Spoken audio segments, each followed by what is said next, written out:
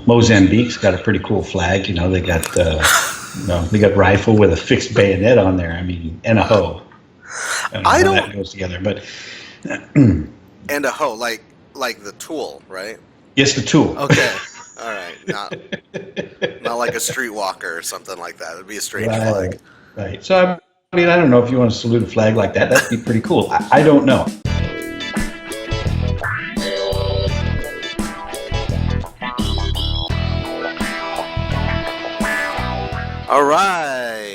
All right, here we are. This is our first official podcast, Smoking Cigars.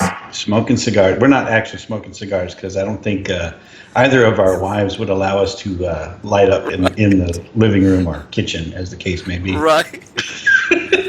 Right. Well, this is I think a throwback from a podcast we were going to do way back in the day, smoking cigars on the porch or something like that. So yeah. So smoking cigars sounded appropriate. Anyway, so I'm Red Priest. I'm not ready to give my actual name out yet because I heard that there's some kind of repercussions that could happen if I did. So we'll see what happens. Wow. And, what kind of repercussions do you have? Because I know I'm going to have some sort of a pseudonym. I worry about repercussions at work, personally. Okay. So what's your pseudonym? I haven't decided. If you're going to be Red Priest, I'm thinking that Soldier Blue would be cool because you got red, blue, right. kind of thing. Exactly. Or I could just stick with my good old-fashioned witty moniker because, why not, right? Very generic. I like witty moniker. It's witty. Strangely enough. I thought so too. Yeah. Clever. You could also be like Clever moniker. That could be. Yeah, there are YouTube channels. One is witty moniker and one is clever moniker. So I feel like I would. Yeah. Well, okay. Witty moniker hasn't done anything in like 6 years, so I'm thinking that name may be safe. Yeah, you should probably be okay with that. Plus, I had it first, because we were doing it more than 6 years ago. Were we? I think so. Where did that witty moniker come from? Politicalpartisan.com. Oh, right. That's right. That's what you get a plug for my brother's website right there. Okay, so we're going to talk about a little bit about what we believe in. I always thought that witty moniker was what did I always call you? What's that you word? Said a disproportionate patriotism. Right, disproportionate patriot. So you're the disproportionate patriot, and I think I want to call myself overly practical, something like that. Overly practical. Yeah. So you're disproportionately patriotic, and I'm overly practical. That's good for me, I think. Overly practical.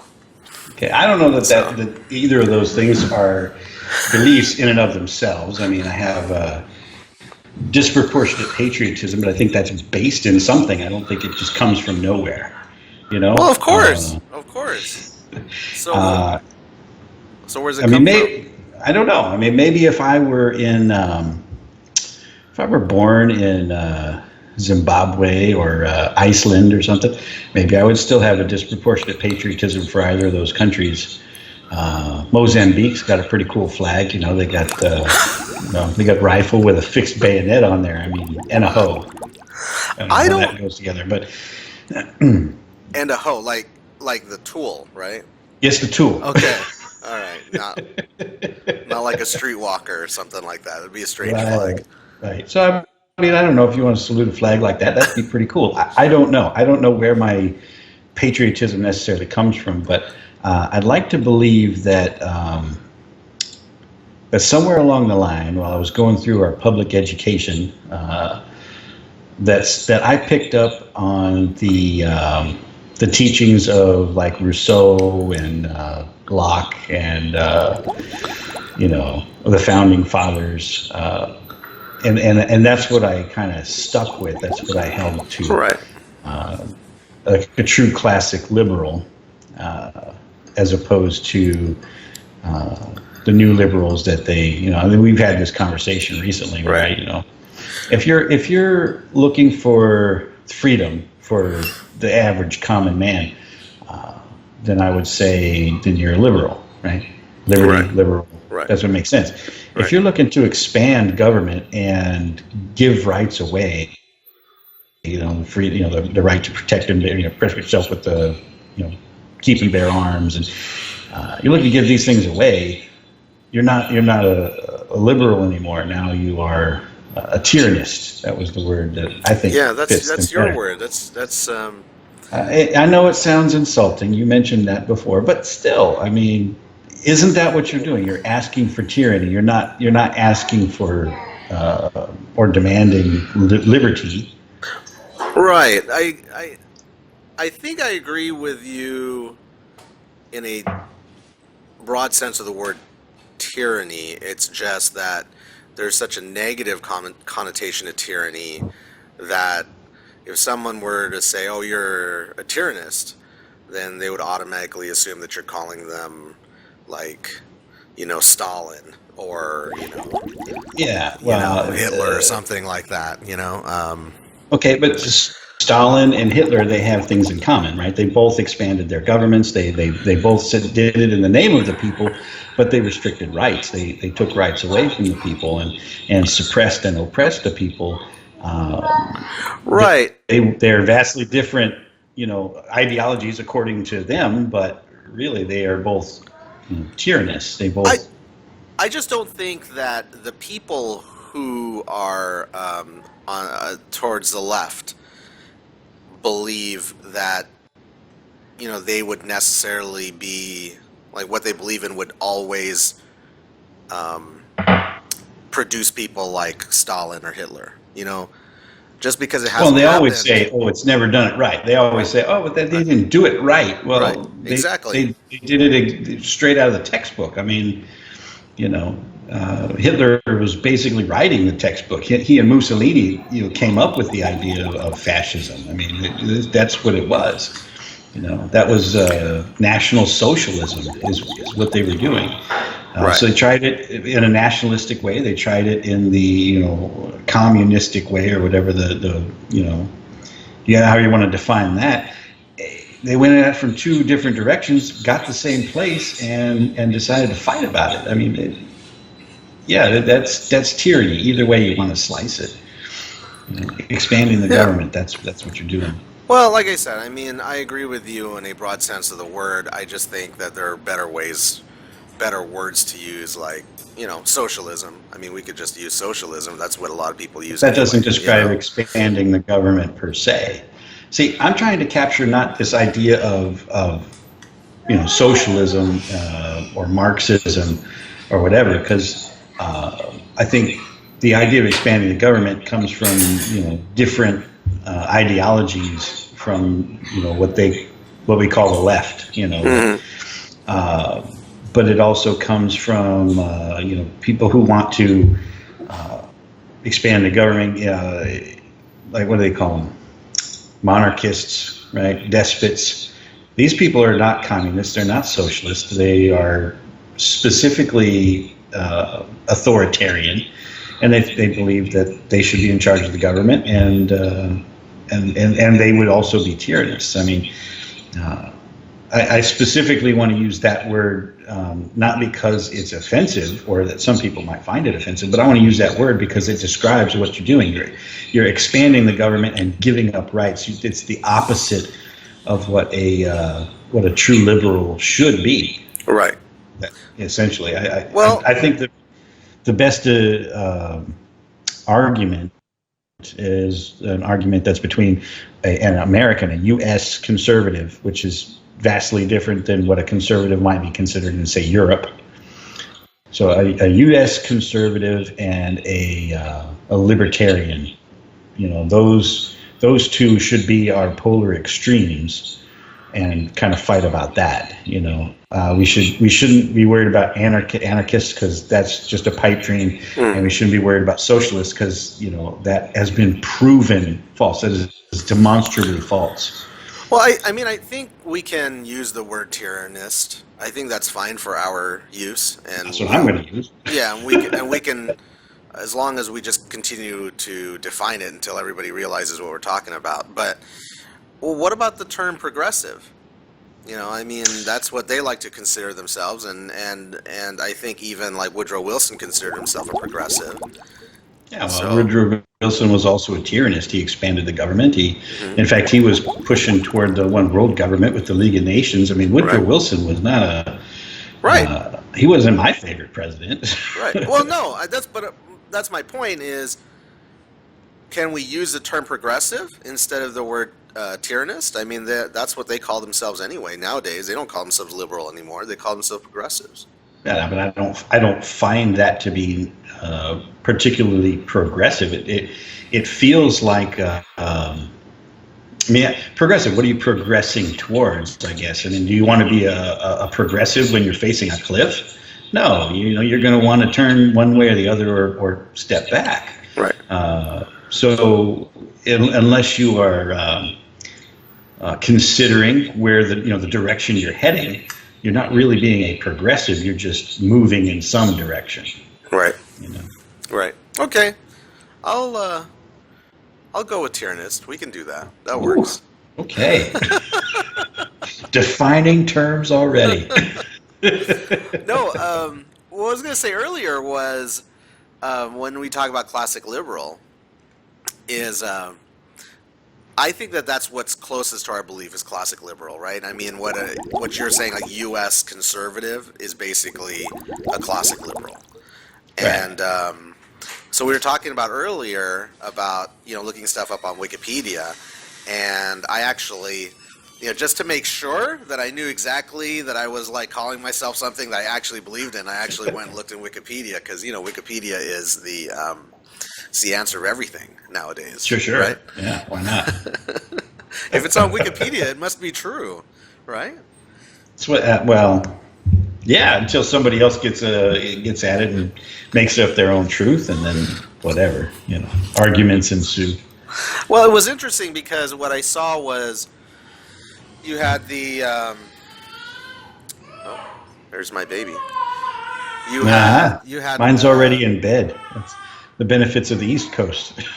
Yeah, my baby doesn't sleep through the night, so unfortunately. But it said something like you got classic liberal, and then above that was libertarian, and then past libertarian was socialist. So.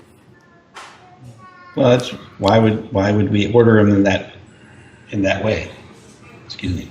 Well, I mean, I think that libertarians, the true sense of libertarian, which is why I don't like to consider myself libertarian at all, is like they're for like open borders. They're for things like no age restriction for for having relationships. I mean, that's how we call it now, relationship. Well, having I mean, relations. how else am I going to say it, right, without being like really crude? But yeah, you know what I mean. It's a strange mix of classic liberal and progressivism, or tyrannism, I guess, since that's what we're calling it. Yeah. So okay, that's how Wikipedia ordered it, right? Right. Okay, how do you order it? Because I think this is what we believe. How do you stack them or arrange them? Yeah, I think I would agree with that. I mean, you have on the very right, you have full-on anarchy, right? And then you have, I mean, I guess libertarian. It's weird, right? I mean, libertarian could be to the right of us, could be to the left of us. I think libertarians have some. They're very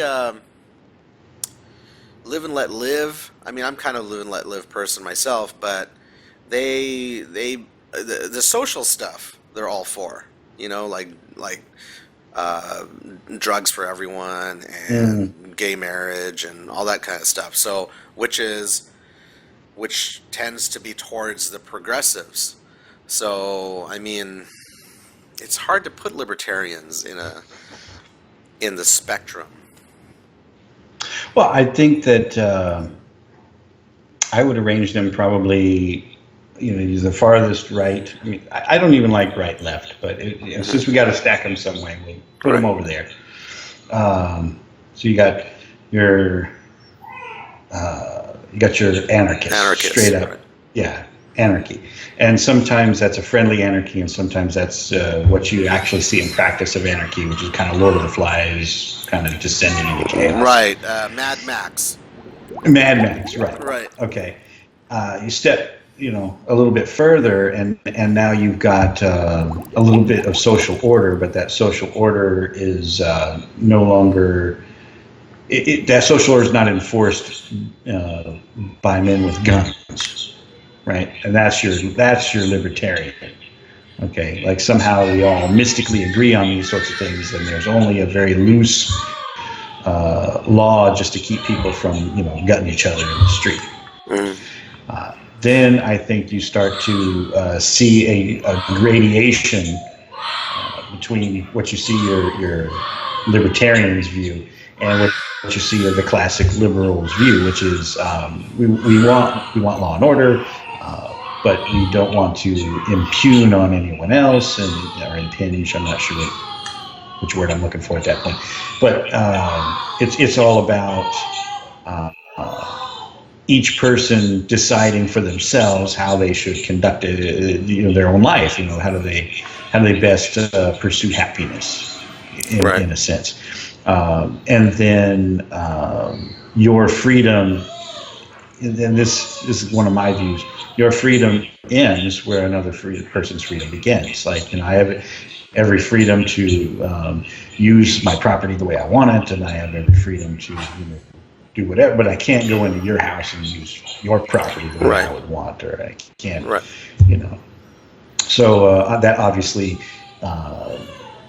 gets rid of things like theft and rape, murder, things like that. Are obviously you've gone into somebody else's freedoms and that. So obviously, in order to accomplish that, you're going to have some form of government. And what should that government take? And the federalist, anti-federalist debate, I think, is a debate that was never successfully resolved. It feels like in the midst of that little struggle, or big struggle at the time, between your federalists and your anti-federalists, somewhere along the mix, here comes Marxism, and all of a sudden, we now have an existential threat to both the federalist ideals and the anti-federalist ideals.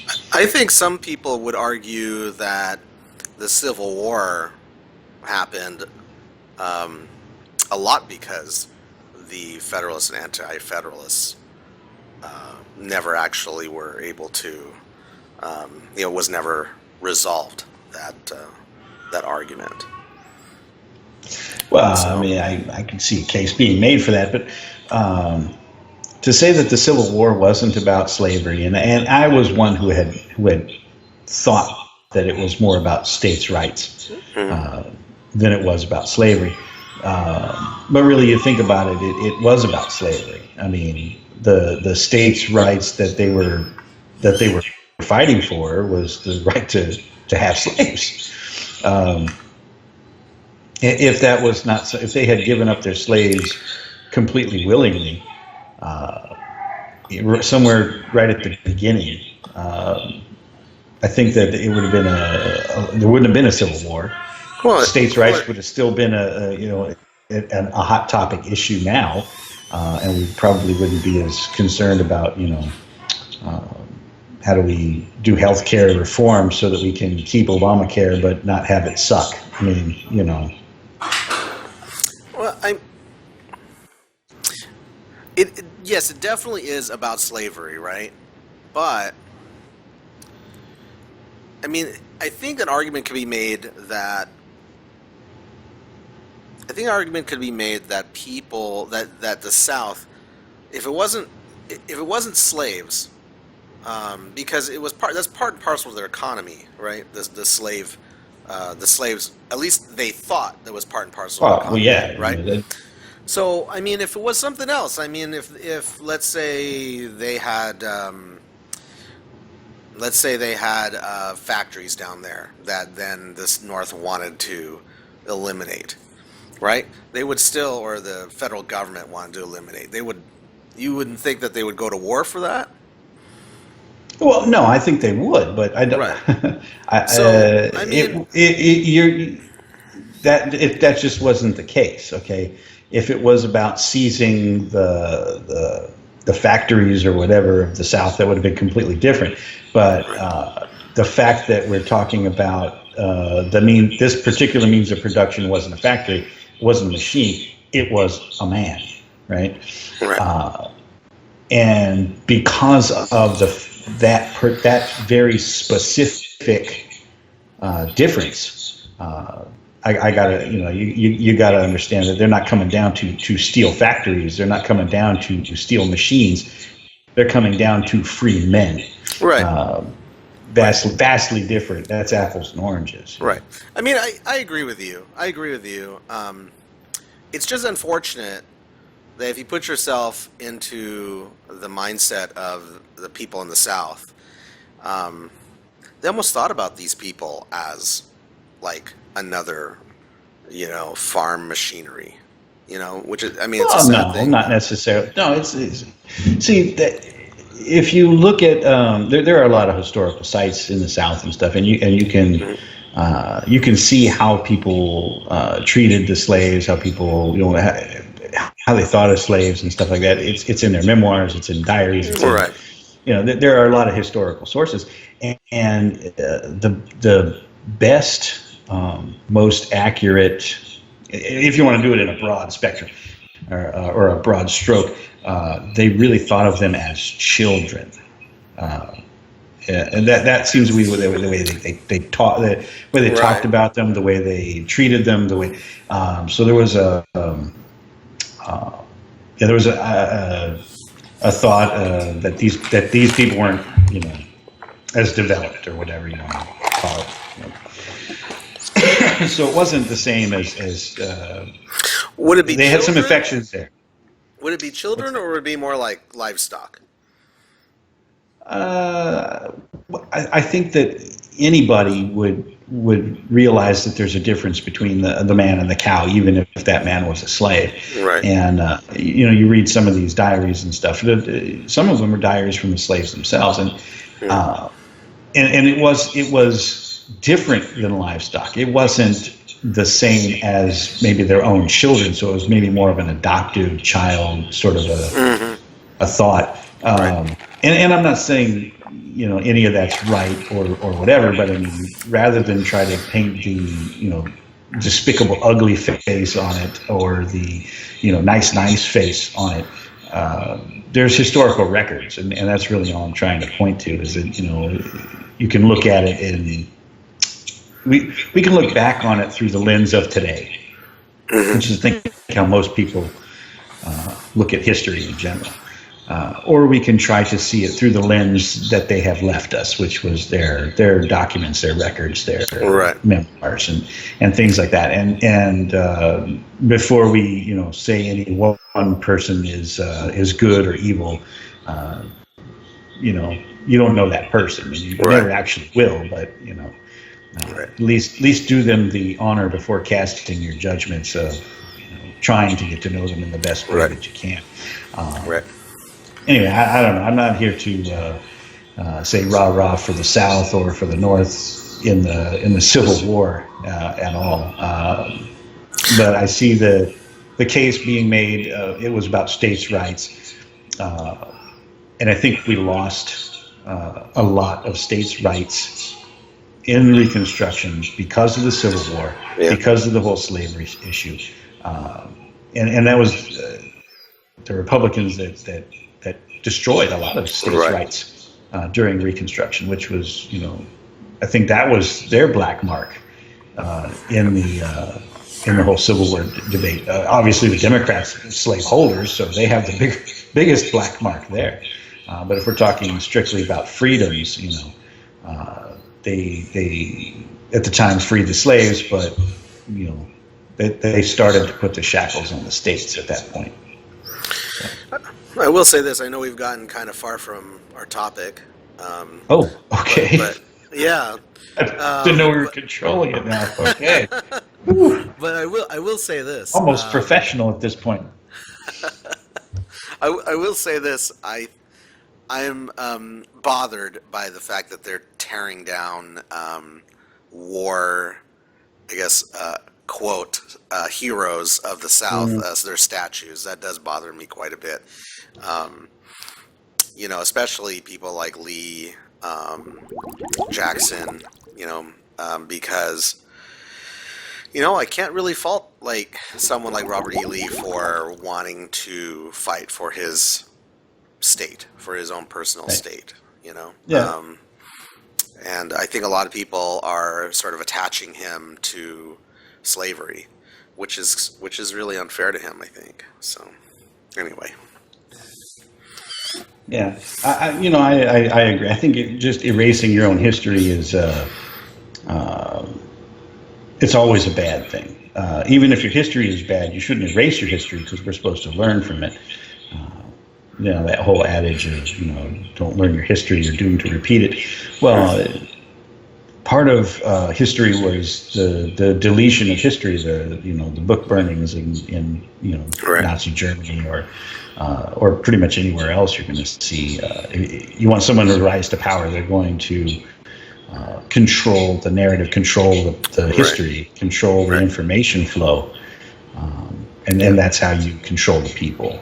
So, and this just feels like that. It really smacks of a good old fashioned book burning. So. Yeah, which is weird, right? Because they always blame the quote conservatives for burning books, right? But it's the progressives that are doing it, which is really kind of backwards. So, so what have we learned here? I mean, I don't think we learned anything except that you and I get off on tangents and how do we sum this up here as far as what we believe in? I mean, clearly, classic liberal, right? Okay, I'm down with that. Yeah, I know that, but you and I have a lot of conflict about our classic liberal standpoint, and I think that is that's the hallmark of a true conservative. I don't think that conservatives in general are united about anything. Right. The U.S. conservative. We're not. The idea is, if you're a free thinker, come to us. That's how we have the bigger tent, is because we welcome everybody whose thoughts are everywhere. And if anybody doubts that, all you got to do is look in the Senate right now. I mean, they can't come up with a bill. That's exactly it. I mean, they're like, how come we can't? We don't see any unity over there? Because they don't goose step. Right. It's not what do they call it? A collective thought, right? They're not a collective. Exactly. Which is hallmark of the progressives, right? Or the tyrannists. So they all believe the same thing. They all step in the same direction. So right. So so as we go along, this is just the first, but as we go along, we'll go through all the different topics and news of the day, news of the week, and we'll flesh out our ideas. I know we won't agree on everything. In fact, we probably won't agree on most things, but I mean the broad things we agree on. So. Yeah, I think we disagree on the nuance, and I think that's, like I said, that's where the conversation really should be. As soon as somebody's conversation is, these poor people need your money, so give me your money, then I know that we're not having a rational conversation anymore. Now we're being mugged. That's what's going on.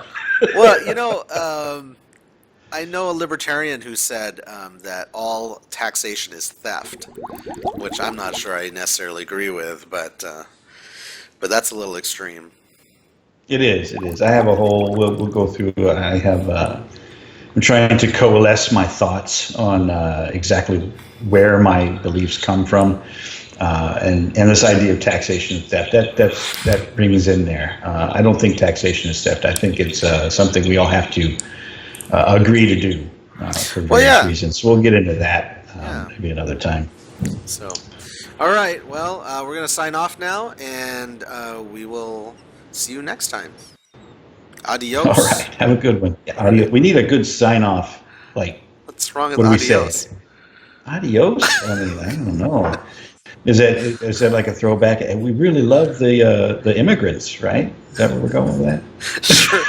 I'm in the Southwest, man, so I'm basically forced to actually do the Spanglish thing, man, because soon it's going to be, I won't be able to do anything without it. So, I mean, you're out Oh, there. no, You're I out grew up there. over there. I know what you're talking about, but adios.